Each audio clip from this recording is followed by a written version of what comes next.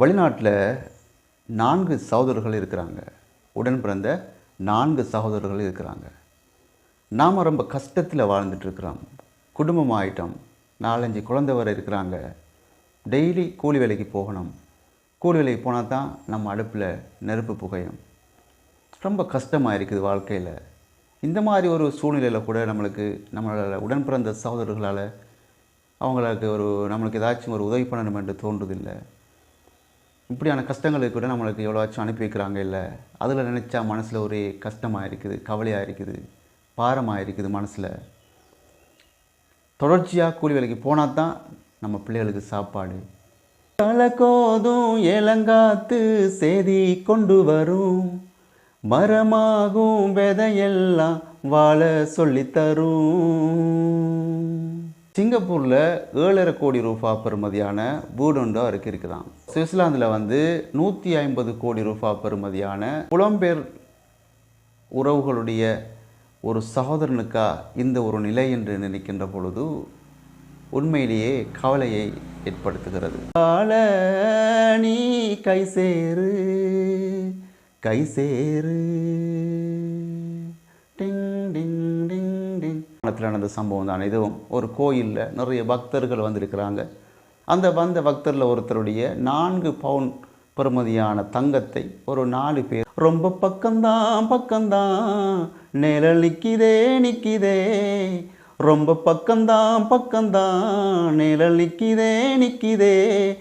உலகளாவ ரீதியில் இருக்கும் அனைத்து தமிழ் பேசும் உறவுகளையும் இன்னும் ஒரு காணொளியில் சந்திப்பதை இட்டு மகிழ்ச்சி அடைகின்றேன். இன்றைய தினம் 21ஆம் திகதி 4ஆம் மாதம் 2025ஆம் ஆண்டு. இந்த ஒரு சேனலுக்கு யாருக்கும் புதுசாக வந்து சொன்னாக்கா மறக்காமல் இந்த ஒரு சேனலையும் சப்ஸ்கிரைப் பண்ணிட்டு வீடியோக்களை பாருங்கள். நான் போடுகின்ற அனைத்து வீடியோக்களும் உள்ள இருக்கிறவங்களுக்கு நோட்டிஃபிகேஷனாக வந்து சேரும் என்பதில் சந்தேகம் கிடையாது. வெளிநாட்டில் 4 சகோதரர்கள் இருக்கிறாங்க. உடன் பிறந்த 4 சகோதரர்கள் இருக்கிறாங்க. நாம் ரொம்ப கஷ்டத்தில் வாழ்ந்துட்டுருக்குறோம். குடும்பம் ஆகிட்டோம். 4-5 குழந்தை வரை இருக்கிறாங்க. டெய்லி கூலி வேலைக்கு போகணும். கூலி வேலைக்கு போனால் தான் நம்ம அடுப்பில் நெருப்பு புகையும். ரொம்ப கஷ்டமாக இருக்குது வாழ்க்கையில். இந்த மாதிரி ஒரு சூழ்நிலையில் கூட நம்மளால் உடன் பிறந்த சகோதரர்களால் நம்மளுக்கு ஏதாச்சும் ஒரு உதவி பண்ணணும் என்று தோன்றுதில்லை. இப்படியான கஷ்டங்களுக்கு கூட நம்மளுக்கு எவ்வளோவாச்சும் அனுப்பி வைக்கிறாங்க இல்லை.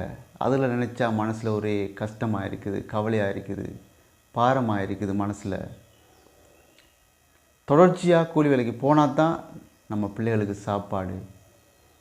இதெல்லாம் நினைக்கின்ற பொழுது இந்த உலகத்தில் ஏன் நம்ம வாழணும், எதுக்காக வாழணும்? உடன்பிறப்பாகலேயே நம்மளை கவனிச்சு கொள்கிறாங்க இல்லை. நம்ம எதுக்காக இந்த வாழ்க்கைன்னு சொல்லி போட்டு பேசாமல் தற்கொலை பண்ணிக்கலான்னு சொல்லி ஒரு நஞ்சு போத்தில் வாங்கி குப்பியை வாங்கி கடந்த 18ஆம் தேதி குடிச்சிட்டாரு. யாழ்ப்பாணத்தில் சாவகச்சேரி பகுதியில் ஒரு சகோதரர். உண்மையிலே இந்த செய்தியை கேட்டதும் ஒரு நிமிஷம் மனசு தாங்க முடியாத ஒரு வலியை ஏற்படுத்திச்சுன்னு சொல்லணும். இதுவரைக்கும் இன்றைய தினம் காலையில் சிகிச்சை பலனின்றி அந்த நபர் உயிரிழந்துட்டார். இவருடைய அந்த ஸ்டோரியை பார்க்கின்ற பொழுது புலம்பெயர் மக்களால் இன்றைக்கு இலங்கையில் எத்தனையோ குடும்பங்கள், கஷ்டப்படுகின்ற குடும்பங்கள் சந்தோஷமாக வாழ்ந்து கொண்டிருக்கிறாங்க. இப்படி ஒரு புலம்பெயர் உறவுகளுடைய ஒரு சகோதரனுக்கா இந்த ஒரு நிலை என்று நினைக்கின்ற பொழுது உண்மையிலேயே கவலையை ஏற்படுத்துகிறது என்று சொல்ல வேண்டாம்.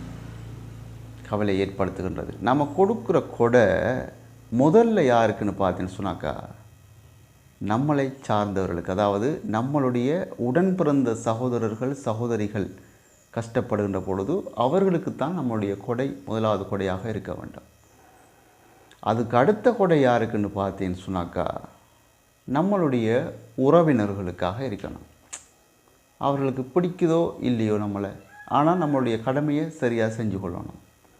அதுக்கப்புறம் பண்ணுற கொடை தான் நம்ம முகம் தெரியாதவங்களுக்கு பண்ணிக்கொள்ளலாம். நம்மளை விட்டு கொஞ்சம் தூரமாக இருக்கிறவங்களுக்கு பண்ணிக்கொள்ளலாம். ஆனால் சிறப்பான கொடை முதல் கொடைன்னு பார்த்தீங்கன்னு சொன்னாக்கா நம்மளோட உடன் பிறந்த சகோதரர்களுக்கு பண்ணுற அந்த கொடை தான். சரி, இந்த ஒரு விஷயத்தை இன்றைய தினம் ஒரு செய்தியாக பதிவாகி இருக்கின்றது. இந்த ஒரு செய்தி கடந்த 18ஆம் தேதி இந்த சகோதரர் இப்படி ஒரு மனவிரக்தியில் தற்கொலை பண்ணியிருக்கிறாரு. விஷம் அருந்தி தற்கொலை பண்ணியிருக்கிறாரு. அக்கம் பக்கத்தில் உள்ளவங்க கொண்டு வைத்தியசாலையில் அனுமதிக்கப்பட்டதுக்கு பின்னால் சிகிச்சை பெற்று வந்தவர் இன்றைய தினம் சிகிச்சை பலனின்றி உயிரிழந்திருக்கின்றார். இந்த ஒரு செய்தியையும் ஒரு கவலையோடு இந்த செய்தியை இந்த இடத்துல பதிவு செய்கின்றேன். அதுபோக பார்த்தீங்கன்னு சொன்னாக்கா நேற்றைய தினம் யாழ்ப்பாணத்தில் நடந்த சம்பவம் தான் இதுவும். ஒரு கோயிலில் நிறைய பக்தர்கள் வந்திருக்கிறாங்க.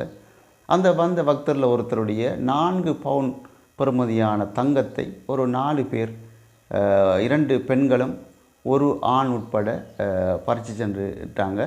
அதை போலீஸில் முறைப்பாடு செஞ்சதுக்கு பின்னால் அந்த 4 பேரையும் பிடிச்சி பார்த்த இடத்துல அதில் ஒரு ஆணும் 3 பெண்ணும் தான் இருந்தாங்க. ஆனால் போலீஸால் பரிசோதனை செஞ்சதுக்கு பின்னால் அதில் 3 பெண்களில் வந்து ஒருத்தர் ஆண், அதாவது அவர் பெண் வேடம் போட்டு வந்திருந்தார்.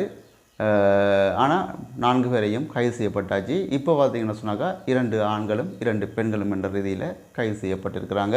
எப்படியெல்லாம் களவெடுக்க ஆரம்பிச்சிருக்கிறாங்க, கொள்ளையடிக்க ஆரம்பிச்சிருக்கிறாங்க பாருங்கள்.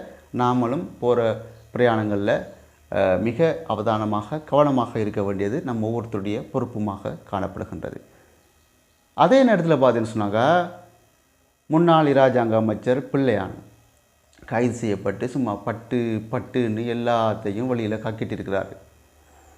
அந்த வகையில் இன்றைய தினம் அவர் சம்பந்தமாக என்ன தெரிய வந்திருக்குன்னு சொன்னாக்கா சிங்கப்பூரில் 7.5 கோடி ரூபாய் பெறுமதியான வீடு ஒன்று அவருக்கு இருக்குதான். சுவிட்சர்லாந்தில் வந்து 150 கோடி ரூபாய் பெறுமதியான ஜுவல்லர்ஸ் ஒன்று நகைக்கடை ஒன்று இருக்குதான். அப்போ இதெல்லாம் வந்து இவர் கஷ்டப்பட்டு சம்பாதிச்சிருந்த பணமாக இருந்தால் யாருக்கும் பிரச்சனை இல்லை. ஆனால் இந்த பணம் எல்லாமே மோசடியில் வந்த பணம் என்று இப்போ நிரூபணமாக இருக்குது.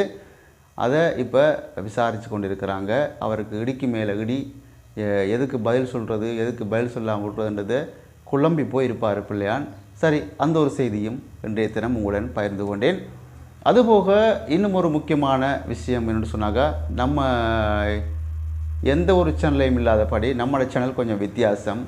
நாட்டில் நடக்கிற நிலவரங்கள்லாம் சொல்லி போட்டு கடைசியாக ஒரு பாட்டையும் பாடி போகிறது வழக்கம். அந்த வகையில் இன்றைய தினமும் ஒரு பாடல் பாடுவதற்கு காத்திருக்கின்றேன்.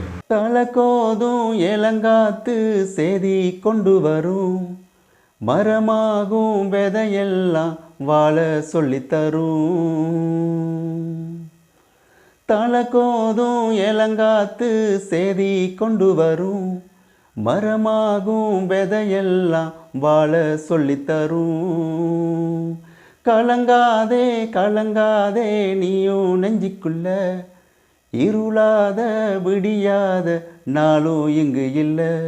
ரொம்ப பக்கம்தான் நிழல் நிற்கிதே, ரொம்ப பக்கம்தான் நிழல் நிற்கிதே. உன்னை நம்பி நீ முன்ன போகையில் பாதை உண்டாகும், நிற்காம முன்னேறு. அன்பால நீ கை சேரு. டிங் டிங் டிங் டிங். சரி, பாடல் எப்படி இருந்துச்சுன்றதை கொஞ்சம் மறக்காமல் உங்களுடைய கருத்துக்களை பதிவிட மறக்காதீர்கள். இந்த வீடியோ சம்பந்தமான கருத்துக்களை பதிவிட மறக்காதீர்கள். இன்னும் ஒரு காணொலியில் சந்திப்போம். அதுவரை விடைபெறும் நான் என்றும் உங்கள் அன்பின் தோழன் தாஜுதீன் ரைஸ். நன்றி.